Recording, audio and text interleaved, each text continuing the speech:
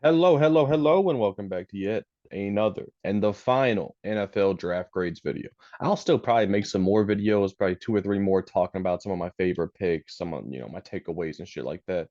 But pretty soon we're gonna start getting back to college football videos, just regular NFL talking about teams, my sleeper picks, stuff like that. But there's going to be a lot more variety on the channel moving forward. But I want to say real quickly, thank you for all the support on the videos. They've all been doing pretty well for my standards, basically.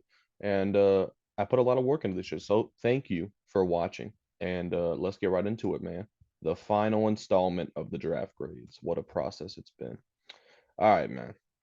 AFC North. Save the best for last, possibly? No, no, not the best. But yeah, we'll get into it. There was some pretty high octane picks here. Starting off with the Steelers, a lot of people are saying, sorry, Steelers best, best draft of the whole league. A lot of people pick the Steelers for the best draft. I disagree. I don't think it was the best, but we're gonna see why a lot of people had them as the best. So let's get right into it, man. First pick, number 20, they took Troy Fatanu. I don't believe I had mocked Troy Fatanu to them at 20. So basically, here with this pick, the Steelers had a lot of options, right? And you could have made the argument for a lot of players. So at number 20, right, they had their choice of any defensive back in the entire class, right? That's a possibility because outside of Joey Porter Jr., they traded for Dante Jackson. You certainly could have made the case that they needed a young corner in there. They could have had their pick of Brian Thomas, A.D. Mitchell, any of those receivers. Xavier Worthy, because outside of George Pickens, you definitely, I think, wouldn't say they need another receiver. So that was an option. Or what I think and what most people thought, it was going to be an offensive lineman, whether it was Jackson Powers Johnson, Troy Fatanu, Graham Barton, Amarius Mims was no longer on the board. So they had a lot of options here. They went with Troy Fatanu. The vision here, I believe, is that you move Broderick Jones to left tackle, you play Troy Fatanu at right tackle, or maybe you flip those around, whatever you feel more most comfortable with. But you now have your two franchise tackles making little to no money, which is an amazing thing to have. It's what my Seahawks have right now, and it's I can't even though this is a rare situation for me where even though there were a lot of other options the Steelers could have gone, I'm still going to give this pick an A plus because I believe in the vision so much, and I do think that even though a guy like Jackson Powers Johnson would have been a really good pick, but we're going to see why in a little bit through hindsight, I gave this pick an A plus because I think it's the best situation they could have had. And at number 51 right here, they took Zach Frazier. So let's say hypothetically, right, you took Powers Johnson at number 20. At number 51, yeah, maybe you could have went like A.D. Mitchell or something like that, right? But you still would have had a hole, in my opinion, at tackle. So would I have rather had Troy Fatanu, Zach Frazier, or like Jackson Powers Johnson, A.D. Mitchell, or Troy Fatanu, A.D. Mitchell? I don't know. Center was a massive need. They had to go center one of these first two picks, and they did. So they walk away now with their franchise tackle and center with their first two picks. I gave Zach Frazier, I gave the pick an A. It could have been an A plus, but the reason I didn't give it an A plus is because corner, I think there were still some solid players on the board, as well as obviously receiver. Double dipping on offensive line is certainly not what I expected for the Steelers here. However, I love the fact that they did it. The Steelers offensive line has been bad for a while, right? So they needed massive improvements. And now the last 3 years they've spent three picks in the top 51 on offensive linemen. And it looks like all three of those picks are going to be really good. So I love the direction. I love the message the Steelers are sending with these picks, and I think it's going to work out for them. So an A plus and an A to start the draft. That's a great combination. Number 84, Roman Wilson. This right here is the first pick where I push back a little bit on because Roman Wilson, he's a slot corner or sorry, a slot receiver. Very fast, good player with the ball in his hands. But in my opinion, outside of George Pickens, you already got guys like Calvin Austin. You know what I mean? So I would have really liked to see the Steelers take a boundary receiver here, and Troy Franklin was on the board. This would have been Troy Franklin for me personally. I definitely think Franklin, sorry, is the better player than Roman Wilson. However, Roman Wilson in the middle of the third round is pretty good value. I don't think he was a second round receiver. I had him as a third round guy. You get him in the middle of the third round, it's good value. You obviously needed the player or the position rather. Um, But yeah, man, I would have rather taken a shot on a boundary guy here, unless you're planning to make a trade for a guy like maybe Brandon Ayuk or something like that, T Higgins, who knows. But definitely not the player I would have gone with. But I don't hate the pick either, and I definitely see the upside here. That's why I still gave it an A minus, even though I might disagree with the player. The position's good, the value's good, and I think he's going to be a day one starter for the Steelers and possibly make a really good impact. R. Wilson to R. Wilson potentially. Then next they took Peyton Wilson at 98. This is an A plus for me. They did sign Patrick Queen, so their need of a stand-up linebacker went down slightly. But man, Peyton Wilson arguably is the best linebacker in the entire class. The things holding him back are previous injuries. And I say, notice how I say previous. It's an injury history. It's not a current injury. From what I've seen, Peyton Wilson has played back-to-back years completely healthy, and he's been a dominant player these 2 years. So it's the same argument for Michael Penix, Laiatu Latu. Both of those guys went in the top 15. So why are they getting treated differently than Peyton Wilson? Maybe it's because the nature of the linebacker position, you're simply going to be hurt more often than a quarterback or an edge rusher. I'm not sure. Honestly, I think Peyton Wilson should have been a top 50 pick. He fell to 98. That's why I gave him the steal of the draft for the Steelers right here with the yellow number right there, the yellow letter rather. So it's an A plus pick for me. It's an amazing pick, one of the biggest steals of the entire draft. But I really don't understand why some players like Penix and Laiatu Latu teams clearly were able to overlook their injury history, meaning that they played 2 straight healthy years. But that same logic doesn't apply to Peyton Wilson. I don't get it there. But it benefited the Steelers because they got possibly the best linebacker in the entire class at the end of the third round. Amazing steal for them. Number 119, Mason McCormick here, triple dipping on offensive line. Do I like it? I'm not sure. If we're going to go under the assumption here, Zach Frazier's your center, Troy Fatanu is one of the tackles, Broderick Jones is one of the other tackles, Mason McCormick. Does he start right away at guard? I'm not sure. Possibly. Depends on how good he looks in training camp and all that, preseason as well. But I'm going to give it a B because, even though I definitely would have taken a corner here, TJ Tampa was right there. I mean, he was sitting right there, and your division rival ended up getting him. So that definitely hurts. But Mason McCormick, it was a bit of a reach. I don't think the value is all that great. But, you know, yeah, I honestly, this is their worst pick so far, obviously. But I don't necessarily hate the vision of just building through the trenches over and over and over. But at a certain point, you got to look around and say, well, we have other needs, and there were some really good players available that we did not take right here. So I gave that a B overall. Number 178, they take Logan Lee, defensive lineman out of Iowa.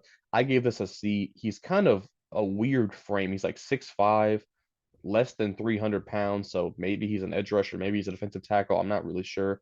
I don't see the pass rush potential here. So I gave this a C. I thought this was their worst pick overall. I just don't love the player. I don't love the value. I don't really think interior defensive line or defensive line at all really was a need for the Steelers. So yeah, I don't think this was a good pick so far from them. And 195, they took Ryan Watts. Finally got a corner out of Texas. Big guy, massive player. He's like 6'3", 200 something. So he has a frame where I could see him converting to a safety, but I also could see him playing in the nickel because with his size and strength, I could definitely see him, you know, imagine him in the nickel against other teams' short receivers like 5'8", 5'9" receivers. He's going to be able to just blow through them and break out any outside run plays or screen plays. So I could see him in the nickel. I could also see him as a safety. So I like that versatility, and they also definitely needed a corner. So I gave that a B plus. I don't think he's necessarily this was on the steal in any way, but I like the player. I like the potential fit on the Steelers. So B plus pick for them with their final pick. So here's how it grades out. Obviously went heavy in the offensive line, got a receiver, and then Peyton Wilson was their by far their best pick on the defensive end. But it was a mainly offensive focused draft, which I like for the Steelers. They need a better, more explosive offense. I think that's what they accomplished here. Um, Overall grades out to a 6.42. I decided to round up to make it an A minus. And like I said, not the best draft in the league, but it was very good. Very good in the Steelers. They changed their identity here. I think they went back to building through the trenches, and we're going to see a much improved run game for the Steelers. We're going to see whoever the quarterback is have a lot more time to throw the ball. And they even got a guy like Roman Wilson to add some more speed and variety to their offense. So very good draft overall by the Steelers. Next, I've got the Bengals here, and this is I have a lot to say about the Bengals draft. Starting off with Amarius Mims. Amarius Mims, I think I projected this pick to them at some point. I probably had them taking Amarius Mims at some point. The options for the Bengals here are pretty limited, really. It was either Brian Thomas or an offensive tackle. I think it was that the entire time for me. I don't think I shifted off of that belief once. Amarius Mims, I don't mind the pick at all because remember, Talisi Fuaga off the board, JC Latham off the board, Olufushanu off the board, Joe Alt obviously off the board. So if we're talking about a tackle who has the highest ceiling moving forward, I definitely think Amarius Mims was that guy. So they got obviously they have two tackles already, notably Trent Brown. They acquired from the Patriots, but he's injury prone. So people think of Amarius Mims as this guy that you're probably going to have to sit for a year and let him learn. But I could definitely see a world where he plays day one or certainly in year one when Trent Brown gets hurt because that's almost a guarantee at this point. So Amarius Mims, obviously the future and the upside of this pick is very, very high. But I also think he could see some action year one, maybe unexpectedly. So that's another reason I like this pick.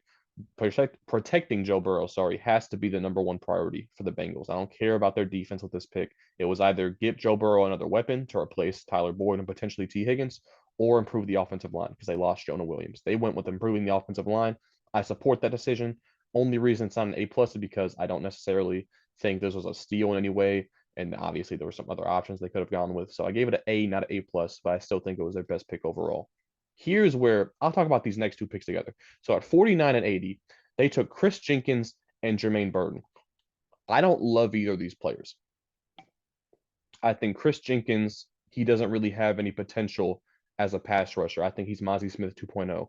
And Jermaine Burton, I don't think I think he's also limited in where he's only good for a deep threat, and he's very. Let me get this out the way. He proved me wrong last season. I did not think he was that good, and he made a lot of big plays for Alabama. He was very good one-on-one on the sideline, coming down contested catches. So I'll give him credit for that. He proved me wrong in a way last season.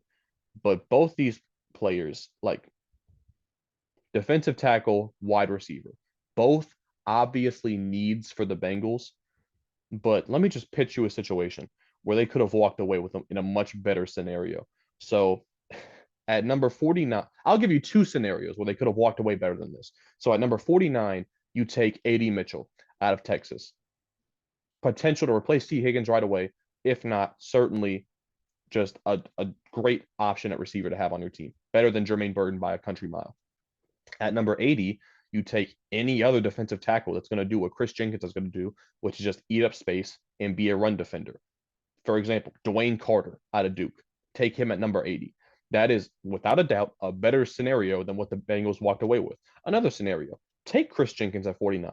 Who cares? Number 80, take Troy Franklin because he does the same thing Jermaine Burton does. He's a pretty limited guy, only good for, the deep ball down the sideline, but he's a better player. So I don't I gave both these picks B because they needed both these positions. The players at the value isn't awful. I think Jermaine Burton is a bit of a reach. I don't think most people had him going in the top 3 rounds, but I mean, still, I really think they kind of fucked up here in terms of the players they got at this value. If you wanted a receiver and offensive tackle, I think there were a lot of situations you could have walked away with better than Chris Jenkins and Jermaine Burton. So that's what I have to say about those two picks right there. 97, McKinley Jackson. They decided to double dip on defensive tackle when Troy Franklin was on the board. A bunch of other good players, a ton of other good players are on the board. I gave this a D, and honestly, this might be the worst pick of the entire draft, in my opinion. And that's a lot. Okay, I'm saying a lot right there, but I do not think I gave any other player this low of a grade, which is insane to think about. First off, it's a massive reach. The guy had a 6th round grade on him, a 6th round grade. The Bengals took him in the 3rd round.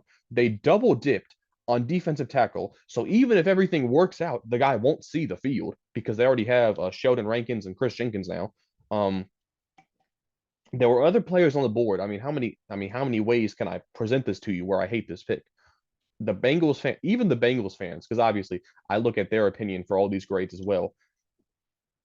No Bengals fan was defending the pick. The only thing that the fans were saying is, you guys aren't GMs and depth. Their biggest defense of this pick was depth.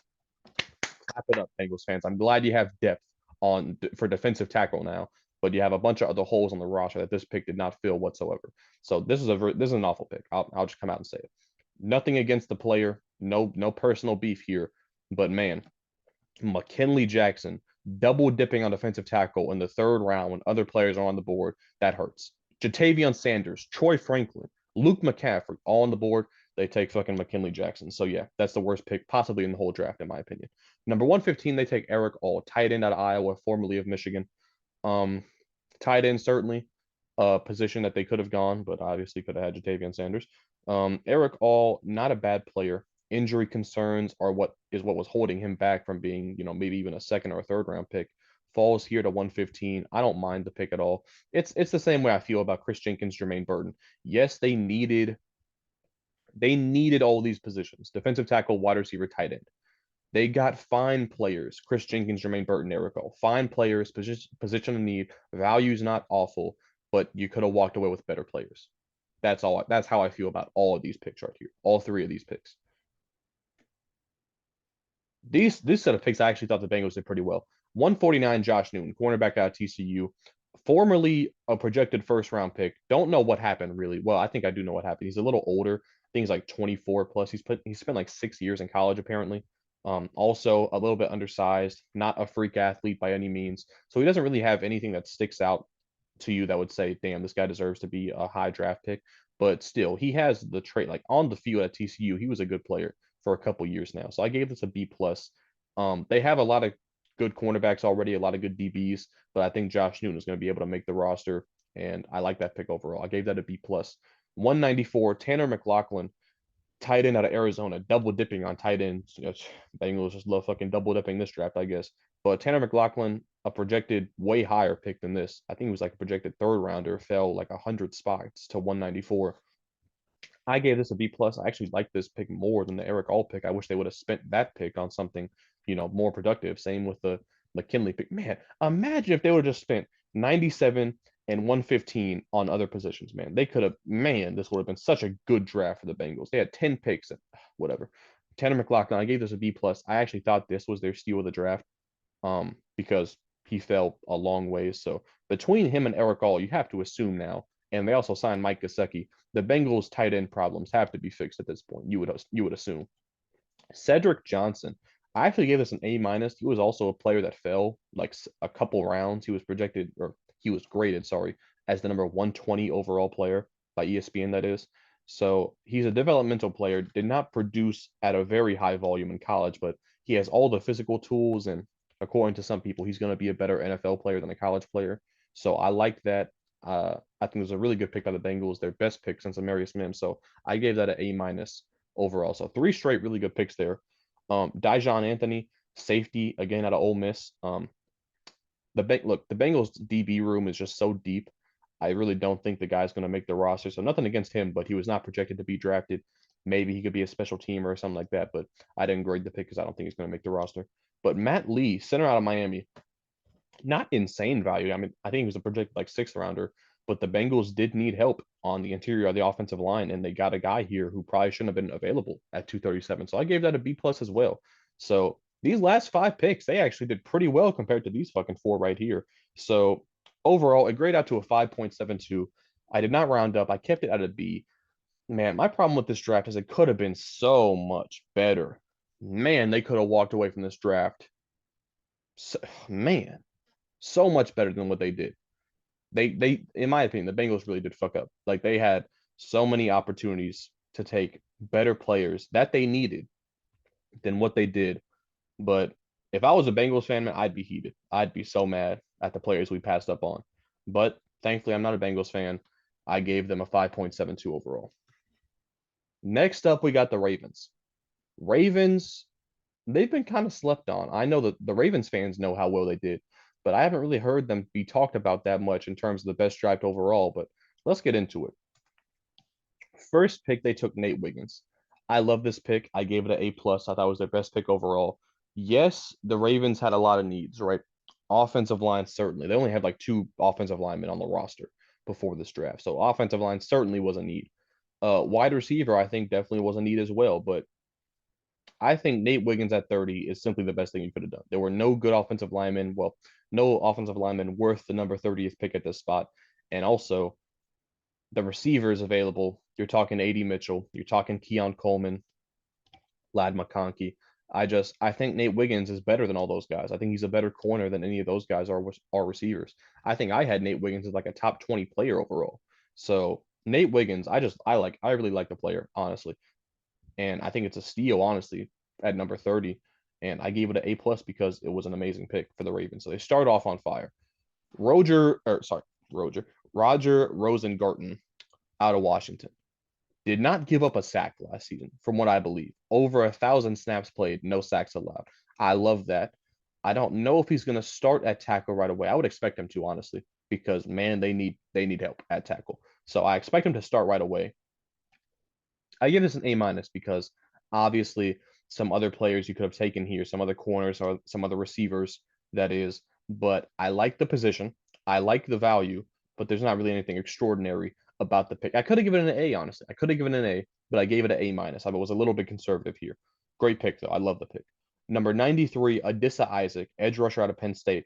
I had him mocked to the Ravens at number 62 in multiple mock drafts. Now, the only thing I don't love about this, by taking him, you missed out on guys like Troy Franklin, for example, Javon Baker, Luke McCaffrey. You missed out on several really good receivers here by taking Isaac at number 93. So I gave it an A and not an A plus. But man, I cannot deny this is amazing value for a player you definitely need. They need help at edge rusher.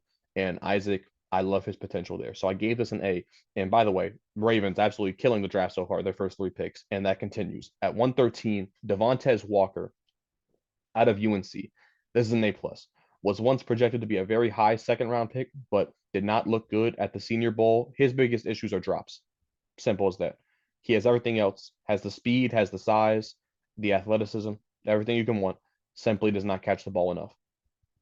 I know that might be flashbacks to Hollywood Brown for some Ravens fans, but I still gave this an A plus because they needed help at receiver, right?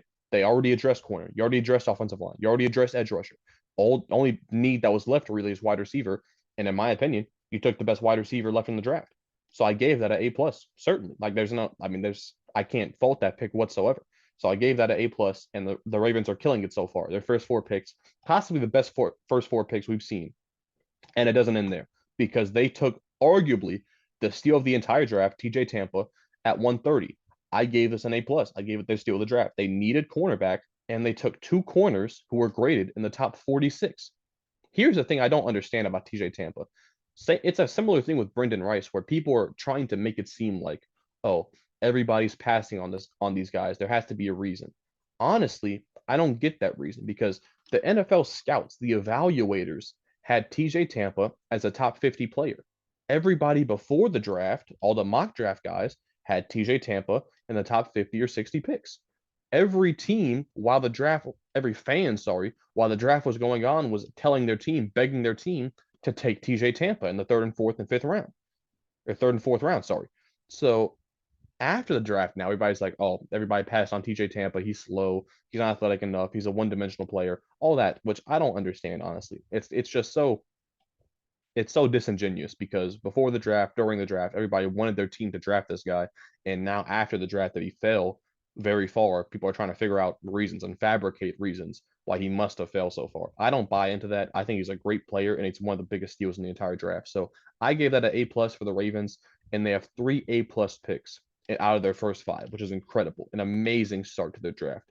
Next up, we got Rasheen Ali, 165 out of Marshall, running back. This is a really unfortunate situation because he actually tore his bicep, I think, at the Senior Bowl. So not only did he not really get to participate in the Senior Bowl and show off what he could do, he also did not get to go to the combine and test at the combine, which so really unfortunate situation for Rasheen Ali. I'm happy he ended up getting drafted this highly. In the Ravens running back situation, if you think about it, right? So you lost Gus Edwards, you lost J.K. Dobbins. Only guys you have on the roster are Justice Hill, which is, whatever, that's okay. Justice Hill, probably one of the worst starting running backs, if we're being honest. And Keaton Mitchell, who I think should be their guy, but he got hurt bad at the end of last season.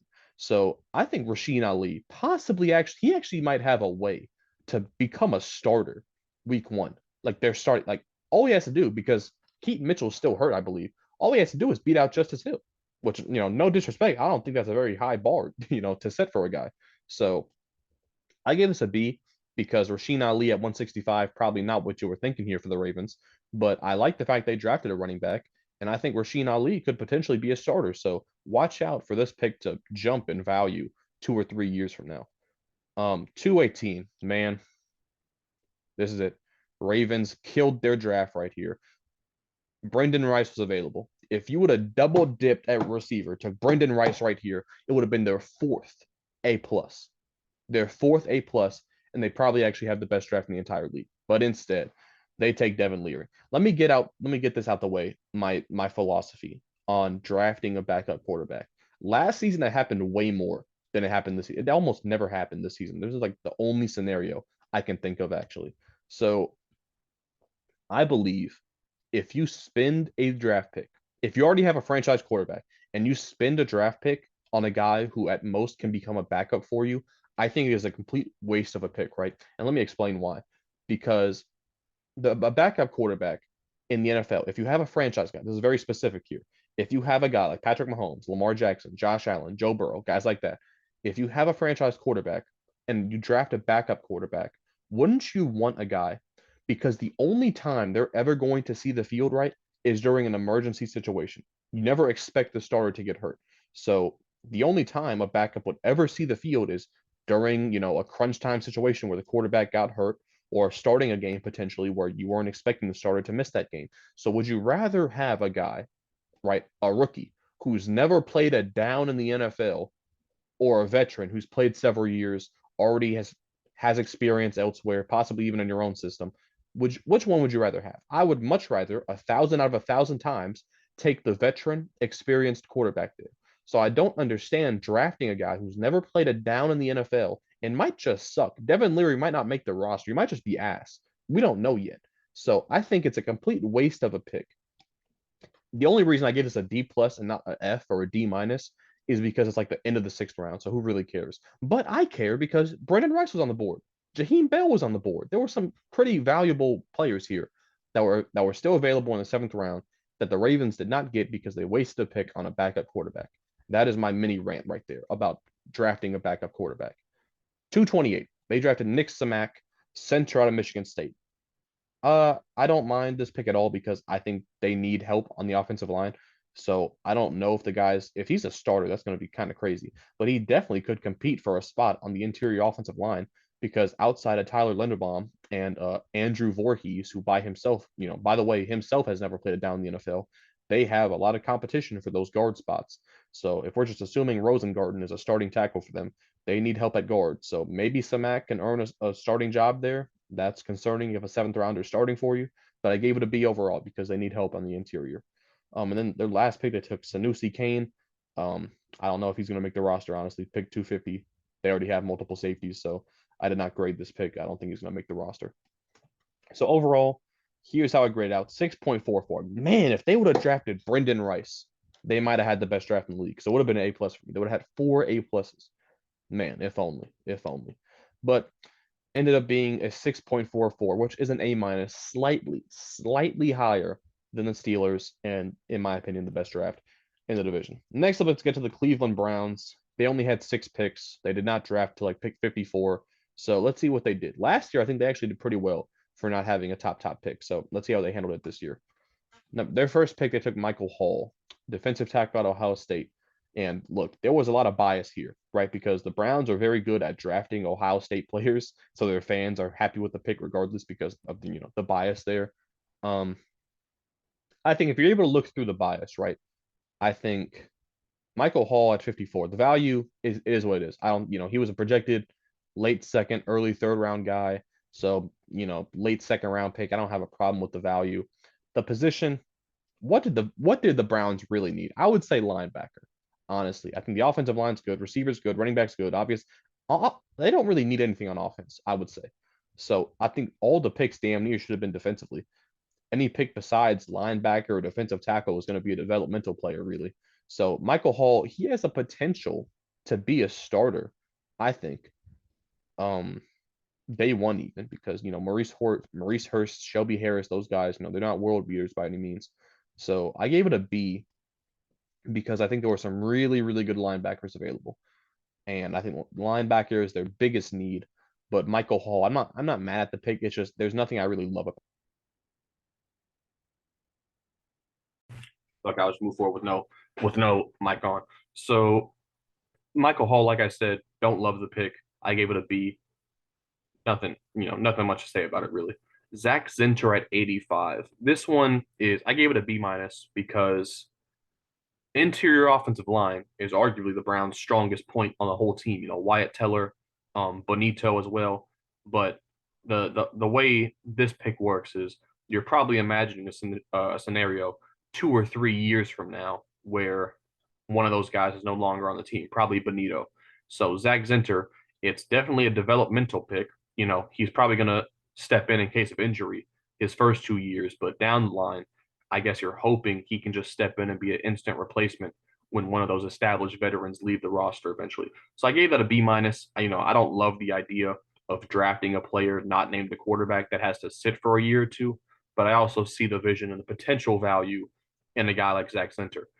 Number 156, they took Jamari Thrash, a receiver out of Louisville.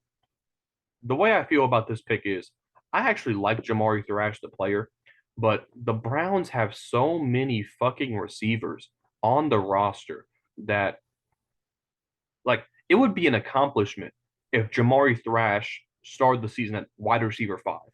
Like, that's how stacked their receiving core is. Like, Amari Cooper, Jerry Jeudy, Elijah Moore, David Bell, Cedric Tillman. Is Jamari Thrash beating out any of those guys? I'm not sure. I'm not sure. They're so stacked at fucking receiver. So why would you spend a pick on receiver? I don't really understand that. So I gave it a C plus because I like the player, I like the value, but the Browns simply did not need a receiver at all. They needed linebacker. So, and also I picked number 85, Zach Zinter. Peyton Wilson was on the board. So I don't love these picks right here by the Browns. I don't think either of these picks, number 85, 156, I don't think either of these players are going to make an impact for year one. So I don't love that from the Browns. Next up, though, Nathaniel Watson. This was an A plus. This was an A plus. This was their best pick, and I also think it was their steal of the draft because this is a guy who was a projected third or fourth round pick, dominated in the SEC last. I think he had 10 sacks, 10 sacks as a linebacker. I think he led the SEC in tackles. The guy's a monster. He's an absolute beast out of Mississippi State, and he might be a day one starter. Who knows? Him and JOK in the future might be the move. So I gave this an A plus. I mean, I love the potential here, and linebacker being their biggest need, they got a great player here. So Nathaniel Watson is kind of saving the Browns draft right here because him and Michael Hall are the only two players that I really see, making a big impact for him. Miles Harden, 227, cornerback out of South Dakota State. This was actually really good value as well. He was projected a round or two higher than where they got him at in the 7th round. I gave this a B plus. Cornerback again. Browns have a really good cornerback room. It's gonna be hard for him to see the field, but South Dakota State, small school, those guys simply work harder than some of these other guys. So I gave it a B plus. He might make the roster depending on how hard of a worker he is, but I see the vision there. 243, Jawan Briggs, defensive tackle out of Cincinnati. Defensive tackle, obviously a need for them. I didn't grade this pick because I don't think he's going to make the roster. Are the Browns really going to bring in 4 DTs? But maybe on like the practice squad or something. I think he had like 40 plus reps at the combine. 40 plus reps at 225 is insane. But yeah, I don't think he's going to make the roster. So overall here, Browns only had 6 picks, only had 5 picks that I graded. It came out to a 5.8, which technically was actually higher than the Bengals because the Bengals, though, they had so many more picks than the Browns. I couldn't, in good faith, put the Browns over them. So here's how it ends up. Ravens at the best, Steelers second best. Bengals completely fumbled the draft, in my opinion. They could have been so much better than what they were. Same with the Ravens with the Devin Leary pick. And then the Browns sitting there with only 5 real picks. So that's how it shakes up, man. And that's going to be it. That is it. That is the last draft grades video. I really hope y'all enjoyed, man. A lot of work went into it these last couple weeks. It's been a ride. Leave a like if you enjoyed. Subscribe if you're new. And most importantly, man, thank you for watching. I'll be back sooner rather than later. I probably will take 3 or 4 days to be honest to figure out what type of videos I'm gonna make. But yeah, man, thanks for watching. I'll see you next time. Peace.